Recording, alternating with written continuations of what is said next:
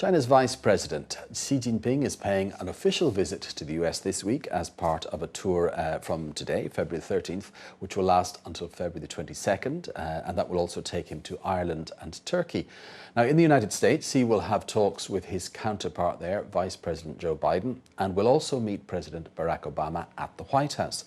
These contacts between the two top world economies follow a visit by Chinese President Hu Jintao to the US just over a year ago, and Vice President Biden's trip to China last August, not to mention a quick visit by Treasury Secretary Timothy Geithner last month.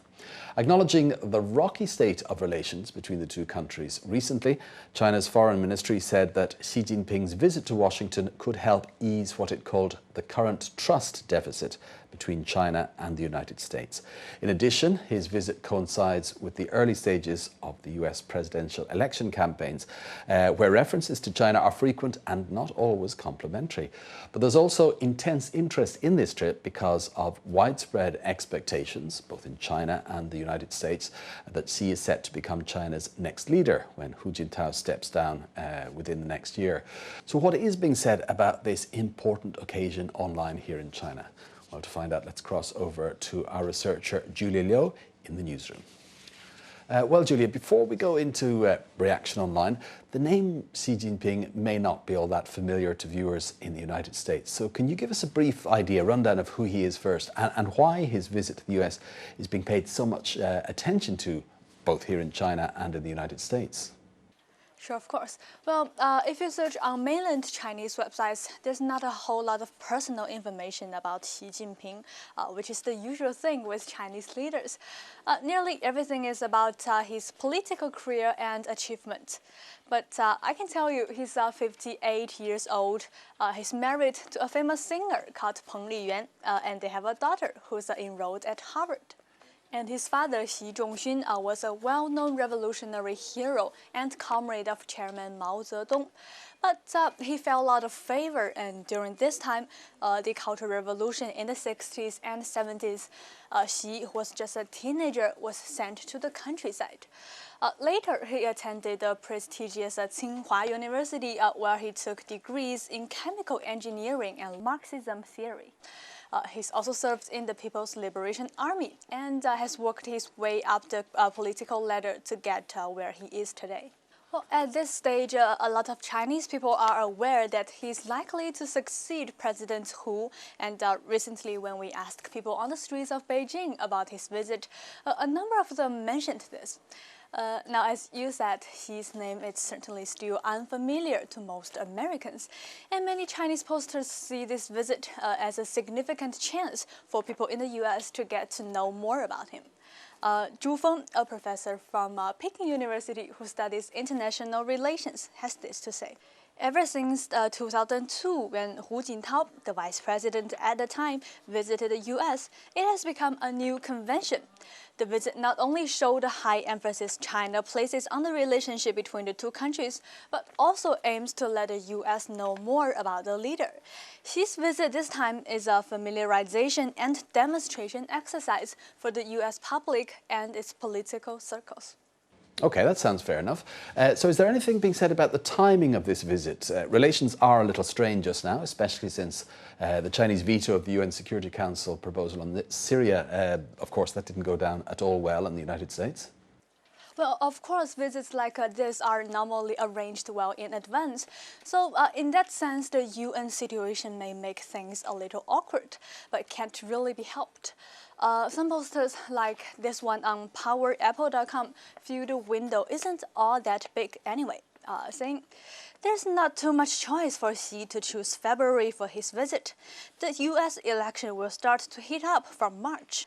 And as soon as the Republican Party's presidential candidate is confirmed, any dealings Obama has towards China will be put under a microscope, as both the current president and the presidential candidates of the Democratic Party.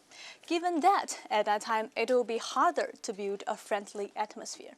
And on the lighter side, there's been quite a lot of talk about the fact that Xi Jinping is scheduled to meet President Obama in the White House on February 14th, which is of course also Valentine's Day. And while Valentine's Day is a Western concept, it's been quite widely adopted here in China, of course, especially amongst the young people who are well aware of the associations. And in fact, it's prompted some light-hearted posts from some net users. But for Wu Xu, a professor at the City University of Hong Kong, it has serious implications too. Even though neither the US nor the Chinese government have specifically mentioned the date, the Western media and candidates from the Republican Party won't miss this opportunity to make fun of the hidden romance behind it and use it to criticize the Obama administration for trying to please China. The two governments could easily have found some excuse to avoid this unnecessary trouble, so I think the decision to go ahead reflects confidence in the strength of the Sino relationship. Okay, well, perhaps the professor drawing some rather tenuous conclusions there. So what about Xi's schedule in the United States, which was released not long ago? Any remarks about that? And of course, what they expect Xi to achieve during this visit? Well, reactions to the schedule differ a lot between a more casual angle and political angle. First, let's take a look at the casual angle. That's more obvious in the discussion about the fact Xi Jinping plans to attend an agriculture symposium and visit a farm in Iowa. And the reason for that is that back in the year 1985, Xi Jinping led a delegation to the town of Muscatine, Iowa, to study hog raising techniques. And many people online seem to think that his decision to take time out to visit the families who hosted him so many years ago is a rare personal touch for a Chinese leader. Shi Qiping says on iPhone.com. I think this arrangement is quite interesting. This fits his reputation as a new type of official who dares to make a distinction between the more social type of meetings and usual serious and official meetings. I believe there will be more interesting stories coming out at that time.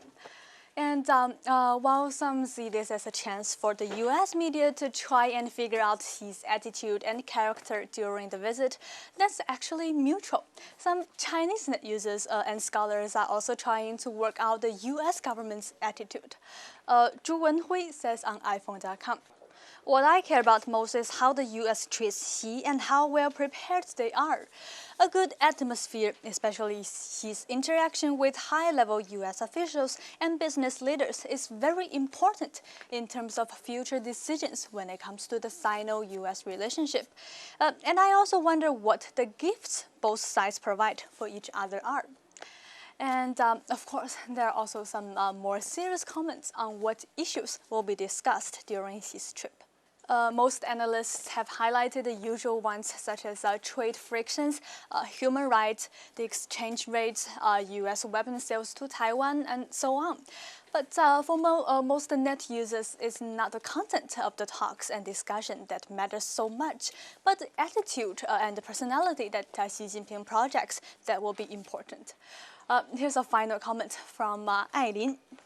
The US probably won't ask Xi to come up with a solution to all these issues, but every gesture, tone, or reaction that he makes during the meetings will become hints to decode his attitude.